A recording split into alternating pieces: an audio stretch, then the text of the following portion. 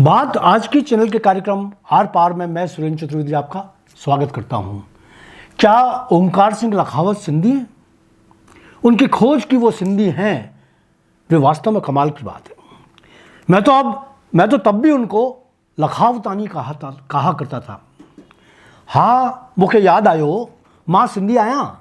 जी हाँ, ये वाक्य सिंधी भाषा का है जिसे राजस्थानी भाषा को मान्यता दिलवाने के लिए खून पसीना बहाने वाले भाजपा नेता ओंकार सिंह लखावत ने दोहराया है। इस वाक्य का अर्थ होता है, हाँ मुझे याद आया, मैं सिंधी हूँ। लखावत जी का एक पुराना वीडियो इन दिनों चर्चाओं में है। या पुराना है या नया, बात ये महत्वपूर्ण नहीं। महत्वपूर्ण वह कब्र खोदू जानकारी है जिसमें लखावत खुद को सिंधी बता रहे हैं। लखावत जी ने जिस पद्धति से खुद को सिंधी खोज निकाला है, सच में मैं उस फार्मूले को नमन करता हूँ। यह सच है कि जो लोग सिंधु नदी के उस पार रहते थे वह सब सिंधी थे। लखावत जी के पूर्वज शायद once upon a time Sindh प्रांत में खेल कूद कर बड़े हुए होंगे। यह गुप्त सत्य सैकड़ों साल बाद अब माननीय लखावत जी ने सिंध के खजाने से खोज निकाला है। शायद यह खोजपूर्ण खबर विधानसभा अध्यक्ष माननीय देवनानी जी के लिए चौंकाने वाली हो। यह खबर उन सबको कैसी लगेगी जो अजमेर उत्तर के भाजपाई दावेदार हैं, कह नहीं सकता। हालांकि लखावत जी साफ कह चुके हैं कि वे सियासती तौर पर सिंधी वाला फार्मूला या लाभ नहीं उठाएंगे।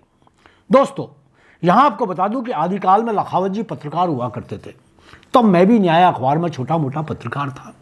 उनकी पत्रकारिता तब इतनी खोजपूर्ण नहीं थी जितनी आज सिद्ध हो गई है।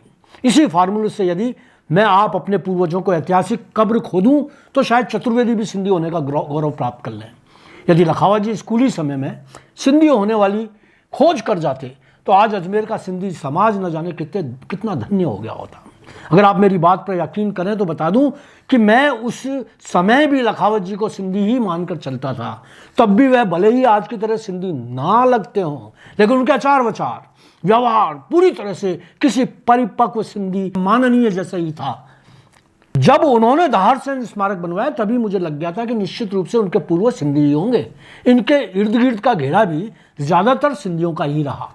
शायद इसलिए मुझे पता था कि वे कहीं ना कहीं उनका संबंध किसी सिंधी से है। मैं तब भी उनको प्यार से अपने मन में ओंकार सिंह लखावतानी बोला करता था। उनको देखकर आज भी कोई नहीं कहेगा कि उनका डीएनए सिंधी है, पर जब वह खुद को सिंधी मानने पर आमादा हो तो कौन उसे रोक सकता है। यह तो अच्छा है कि पूर्वजों की खोज सिंधी होने पर ही खत्म हो गई, वरना सिंध नदी के पार तो बहुत से धर्मावलंबी रहते थे। चलिए अब मैं एक बहुत मस्त किस्सा सुनाता हूँ। कभी एक लखावत टाइप के नेता रेलगाड़ी में सफर कर रहे थे। अचानक कोई बच्चा उनके पास आया, बोला, अंकल जी क्या आप नीग्रो हैं? नेताजी ने कहा, नहीं बेटा। शैतान बच्चा फिर उनके पास आया और बोला, सच बताओ ना अंकल, आप नीग्रो ही हो? इस बार भी नेताजी ने कहा, ना बेटा, मैं नीग्रो नहीं हूं। शैतान बच्चा बड़ा हरामी था। फिर नेताजी के पास आ गया, बोला, झूठ मत बोलो अंकल, निश्चित रूप से आप नीग्रो ही हो। इस बार नेताजी भड़क गए, बच्चे पर चिल्लाए, कितनी बार कहूं हरामखोर कि मैं नीग्रो नहीं हूं। अचानक नेताजी का स्टेशन आ गया। वह ट्रेन से नीचे उतरे। तभी बच्चा कूदकर उनके पास आया और बोला, अंकल अब तो बता दो कि सच है कि क्या आप नीग्रो हो? इस बार नेताजी गाली बकते हुए बोला, हाँ मैं नीग्रो हूं, बोल क्या करेगा? बच्चा ताली बजाता हुआ बोला, पर अंकल मैं यही तो कहना चाहता था कि आप नीग्रो लगते नहीं हो। यह घटना बिल्कुल सही लगती है, लखावत जी पर पूरी तरह से फिट बैठती है। भले ही वह खुद को कितना भी सिंधी कह लें, मगर वह सिंधी लगते नहीं। बताओ सिंधी भाइयों, क्या आपको लगते हैं? धन्यवाद, आज इतना ही।